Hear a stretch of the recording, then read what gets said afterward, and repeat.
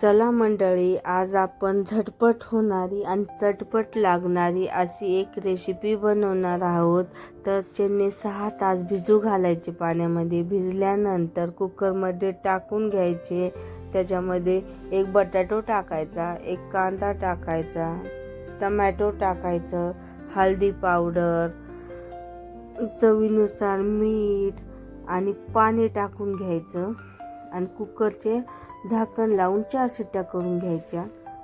4 शिट्ट्या झाल्या की कुकरचं झाकण काढायचं.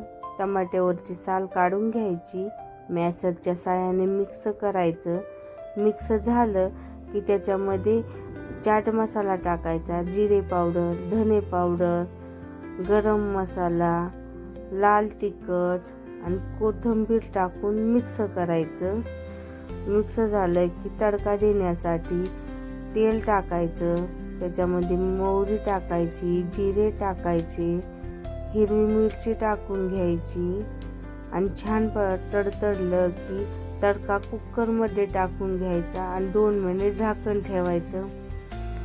जर असा चाट केला तर चाट खूप भारी होतो. 2 मिनिटानंतर झाकण काढायचं, मिक्स करायचं. झाला आपला चाट.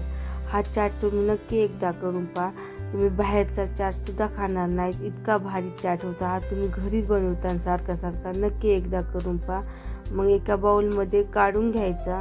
त्याच्यावर कांदा टाकून घ्यायचा, टोमॅटो टाकायचं, कोथिंबीर, शेव, लिंबाचा रस.